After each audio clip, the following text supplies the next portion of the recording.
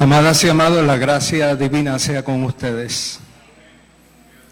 Como indicó el pastor, el texto bíblico para esta mañana proviene del Evangelio según San Lucas, el capítulo 23, los versos 26 al 49, y estaré leyendo de la traducción de la Biblia Reina Valera Contemporánea.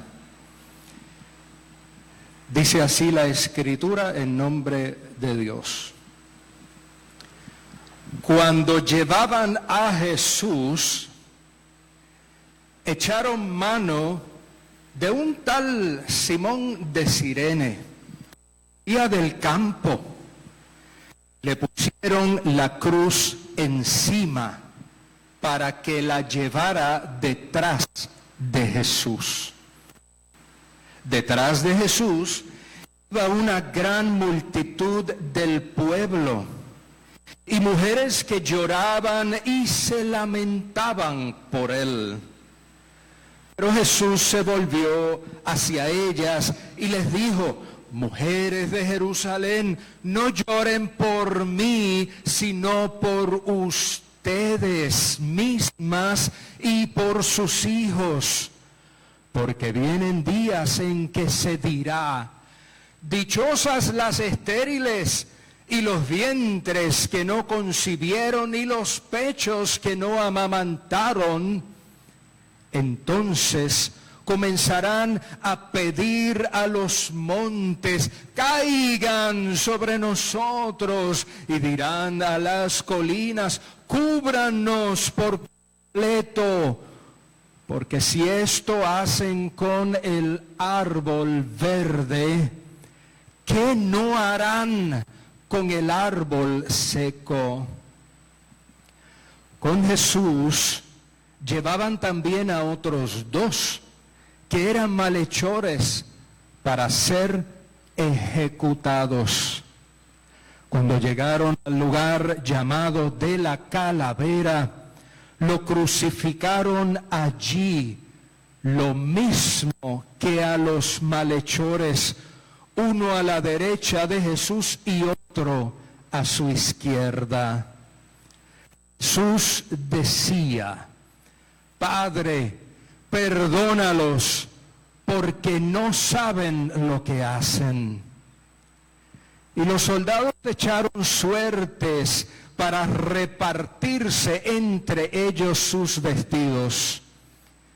Mientras el pueblo observaba, los gobernantes se burlaban de él y decían: ya que salvó a otros, que se salve a sí mismo, si en verdad es el Cristo, el escogido de Dios. También los soldados se burlaban de él. Hasta se acercaron y le ofrecieron vinagre mientras decían: si eres el rey de los judíos, sálvate a ti mismo. Había sobre él un epígrafe que en letras griegas, latinas y hebreas decía: este es el rey de los judíos. Uno de los malhechores que estaban allí colgados lo insultaba y le decía: si tú eres el Cristo, sálvate a ti mismo y sálvanos a nosotros. Pero el otro lo reprendió y le dijo: ni siquiera ahora que sufres la misma condena temes a Dios. Lo que nosotros ahora padecemos es justo, porque estamos recibiendo lo que merecían nuestros hechos, pero este no cometió ningún crimen. Y a Jesús le dijo: acuérdate de mí cuando llegues a tu reino. Jesús le dijo: De cierto te digo que hoy estarás conmigo en el paraíso. Y desde el mediodía hasta las 3 de la tarde hubo tinieblas sobre toda la tierra.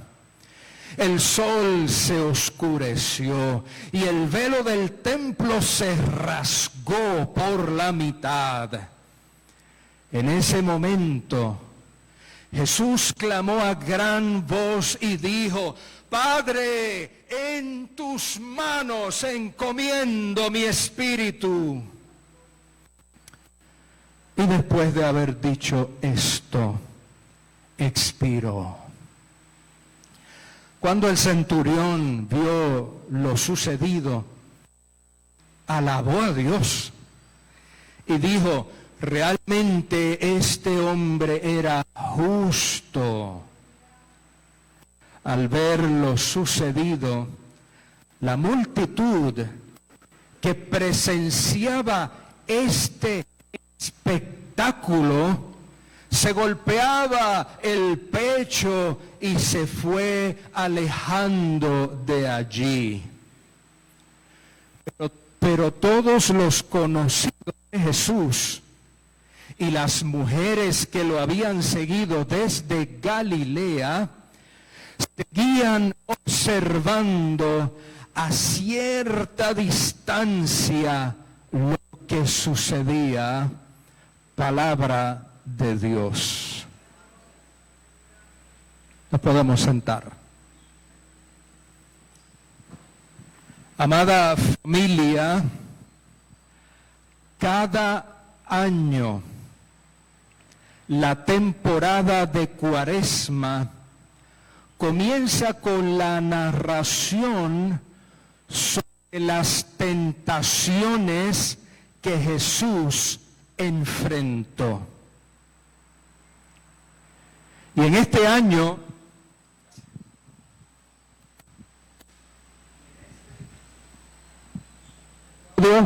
ahora. Cada temporada de Cuaresma, decía, comienza con la narración sobre las tentaciones que Jesús enfrentó.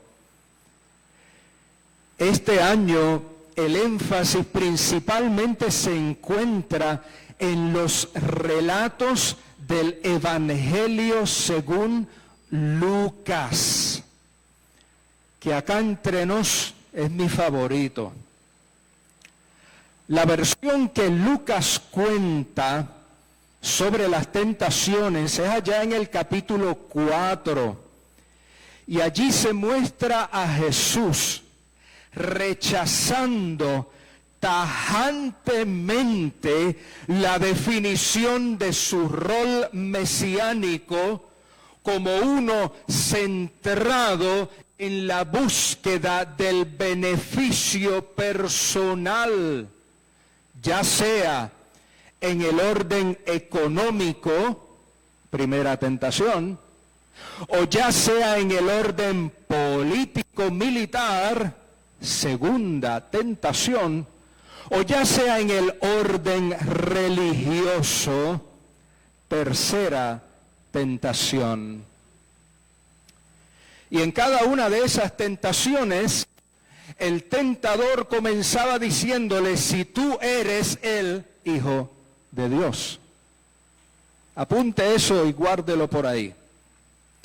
El relato allí entonces, en el capítulo 4 de Lucas, concluye indicando, y cito el verso 13, que cuando el diablo no encontró otra forma de poner a prueba a Jesús, se alejó de él hasta el tiempo oportuno. Cierro la cita. Interesante. Al seguir entonces leyendo el Evangelio según Lucas, podemos observar que Jesús llevó a cabo su ministerio, generalmente en la región de Galilea, sanando enfermos, libertando personas cautivas por espíritus malignos, enseñando sobre el modo de vida del reino de Dios, confrontando a las autoridades religiosas y civiles, denunciando la tiranía de los ricos y poderosos, recibiendo y abrazando a los rechazados de su tiempo, redefiniendo las prácticas religiosas y poniéndolas en la perspectiva correcta.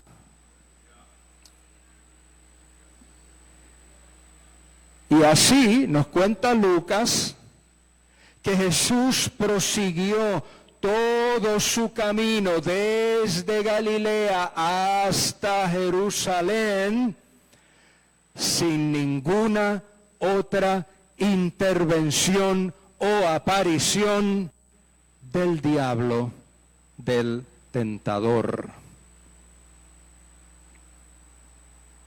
Y usted puede leer todo eso y pregunta, ¿y dónde está el diablo? Pues muy bien, gracias por preguntar. No se apareció más. Entonces llegó lo que el capítulo 4 anunciaba. Llegó el momento oportuno. El texto bíblico en el capítulo 22 indica que apareció y regresó el diablo de nuevo, que había estado fuera de la escena, y entra por medio de las acciones de Judas Iscariote, participando del complot para asesinar a Jesús. Y atestigua también el texto bíblico en Lucas que Jesús informó a Simón Pedro que Satanás se disponía a sacudir a los discípulos como si fueran trigo, en el verso 31. Y cuando Jesús finalmente fue arrestado, el verso 53 del capítulo 2 nos indica que Jesús le dijo a los que vinieron a llevárselo lo siguiente: oiga, esta es la hora de ustedes, esta es la hora del poder de las tinieblas. Interesante. La descripción que hace el Evangelio de Lucas sobre el proceso manipulado y adulterado que siguieron las autoridades para condenar a Jesús a la muerte es muy clara y es muy cruda. Cualquier parecido con el tiempo presente es coincidencia. Si el narrador bíblico hubiera conocido la palabra chanchullo, ciertamente la hubiera utilizado para describir las acciones que llevaron a la condena y la ejecución de Jesús. Amadas y amados, si usted se ha fijado hasta ahora, yo no he hablado de la muerte de Jesús. Yo he hablado de la ejecución de Jesús. Porque cuando usamos el término la muerte de Jesús, se les resta una fuerza que estaba allí. Se habla como pues, se murió Jesús. Sí, se murió solito, ¿verdad? No, a Jesús lo mataron. A Jesús lo condenaron. A Jesús lo crucificaron. Y esa crucifixión, como todas las demás crucifixiones de la historia humana, lo que muestra es cuán bajo puede caer el ser humano cuando está motivado por el odio y la maldad. Eso mismo que lleva a algunos religiosos a empujarle a los políticos para que aprueben leyes que maltratan a las personas. La crucifixión es evidencia inequívoca de la creatividad y de la capacidad humana para dañar y para destruir al prójimo. Y es en medio, amadas y amados, es en medio de esa detallada narración que observamos entonces a Jesús haciendo frente a la última tentación.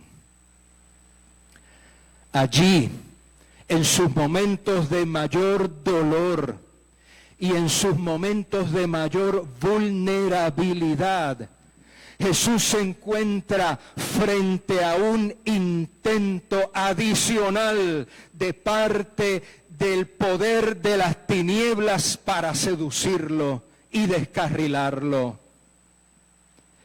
Cuenta el relato de hoy que cuando Jesús iba al lugar de la crucifixión, iba seguido por el camino por mucha gente y por muchas mujeres que lloraban y gritaban de tristeza por él.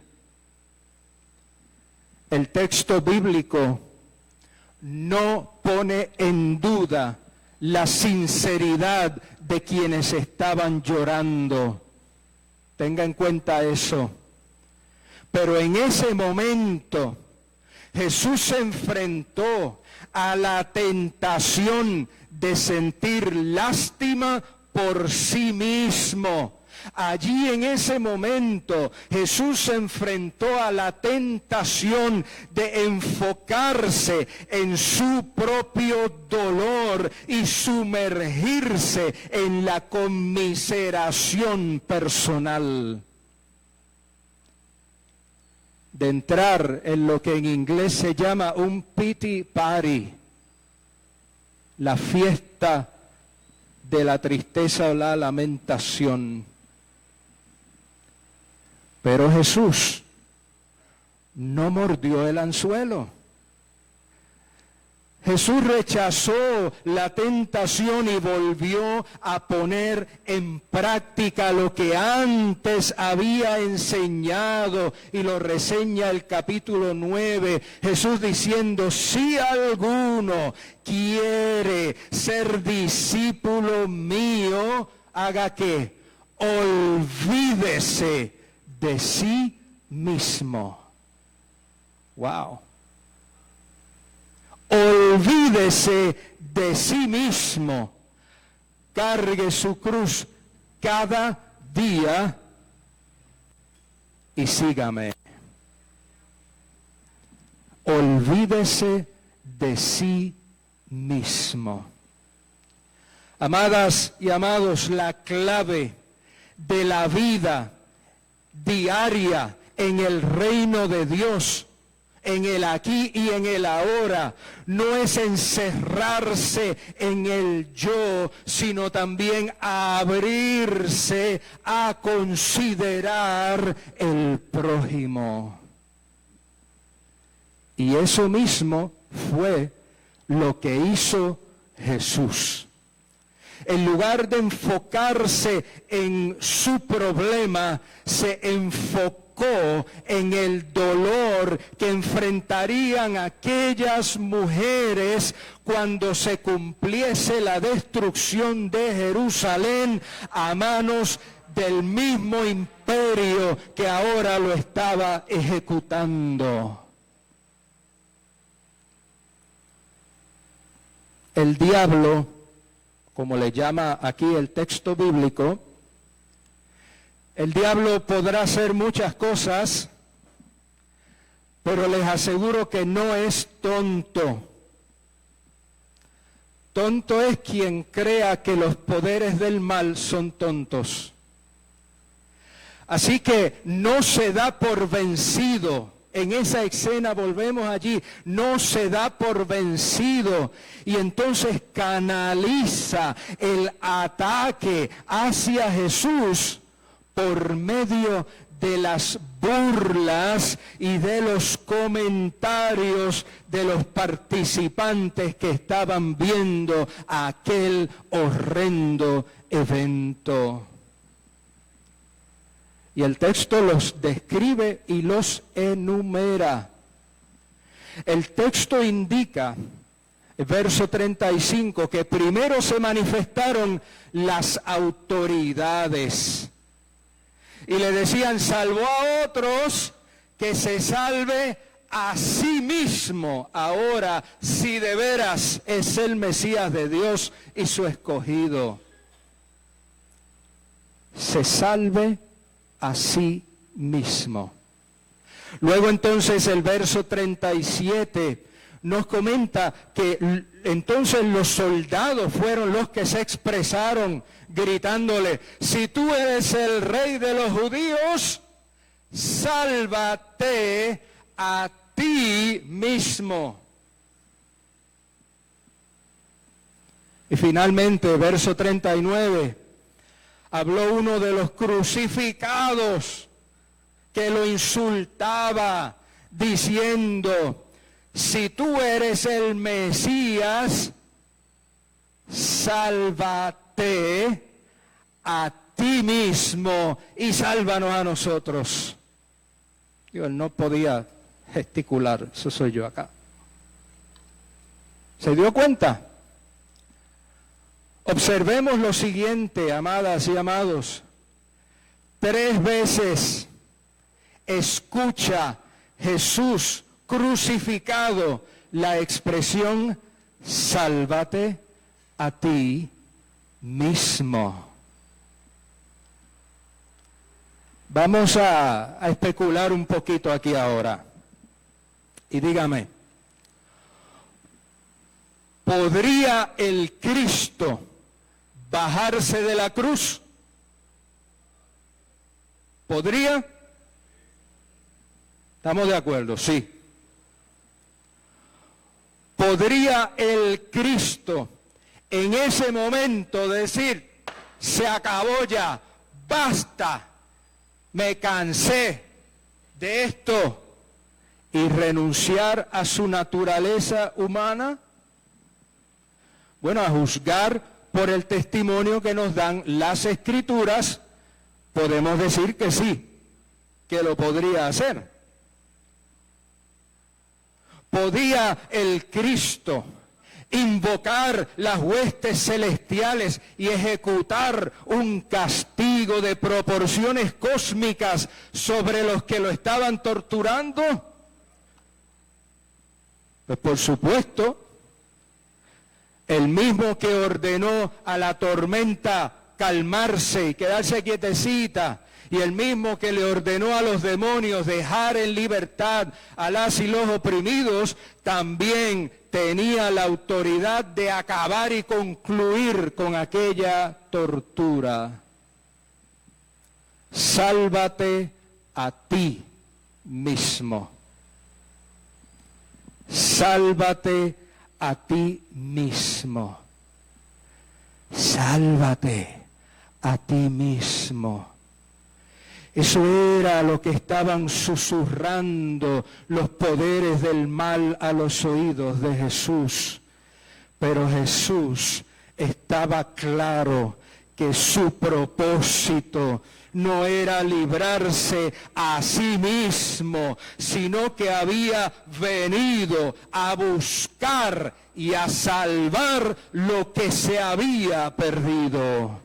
Aunque al hacerlo tuviera que enfrentar la atroz experiencia de una crucifixión.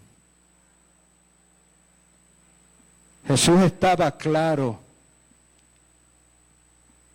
¿Estaremos nosotras y nosotros claros también?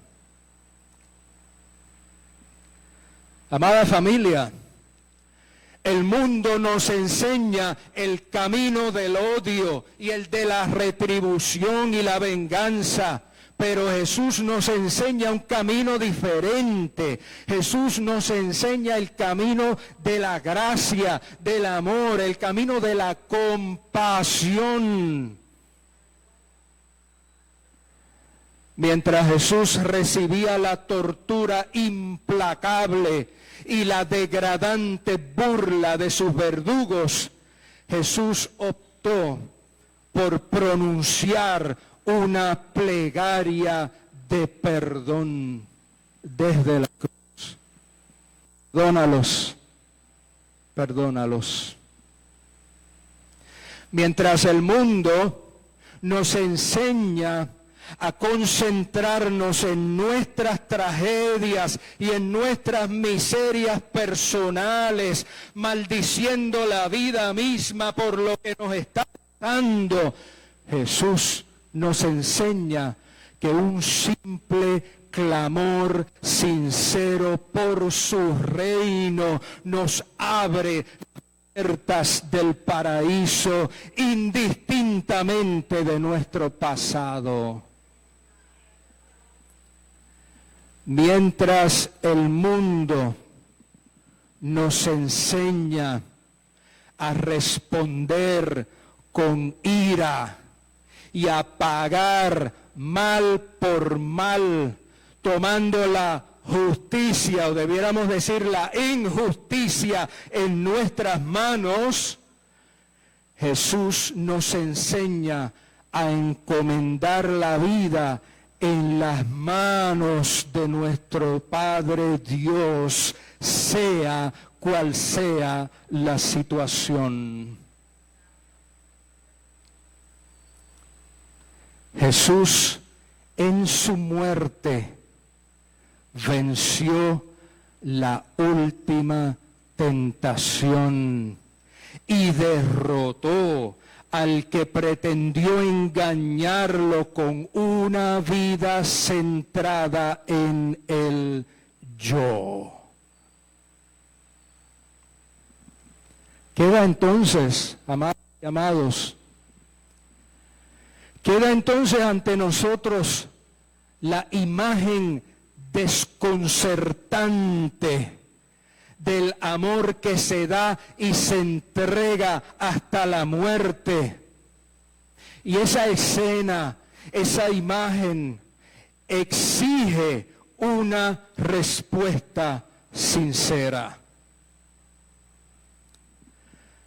¿Seremos nosotras y nosotros parte de la multitud que se fue y se alejó golpeándose el pecho?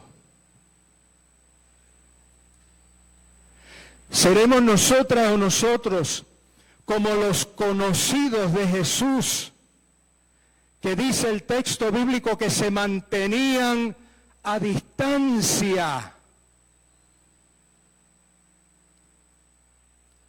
¿Seremos nosotras y nosotros como las mujeres de Galilea, que también se mantenían de lejos mirando? ¿O seremos como el malhechor, que sin necesariamente comprender las dimensiones teológicas de lo que allí estaba ocurriendo, reconoció sus culpas y clamó a Jesús, al menos por su recuerdo bondadoso? Acuérdate de mí. Tan solo acuérdate de mí. Acuérdate de mí. Soli Deo Gloria. Oramos. Acuérdate de nosotros, Señor. Acuérdate de nosotras. Acuérdate de nosotres. Acuérdate de quienes vivimos con grandes limitaciones. Acuérdate de quienes dañamos las cosas aún tratando de hacerlo bien. Acuérdate de quienes se nos olvida lo que significa gracia y nos trepamos desde los pedestales religiosos a condenar a los demás. Acuérdate de quienes a veces vivimos una religiosidad superficial e hipócrita, sin comprender y mucho menos practicar la profundidad de la enseñanza de Jesús, de que esto no es sobre mí, sino es sobre el prójimo. Acuérdate de tu iglesia, que a veces distorsiona tanto tu mensaje de compasión. Y acuérdate de aquellas y aquellos que, reconociendo que mucho nos falta por aprender, que podamos centrarnos en ti, que podamos aprender de ti y que podamos imitarte a ti. En el nombre de Cristo Jesús oramos. Amén y amén. Cariños y bendiciones.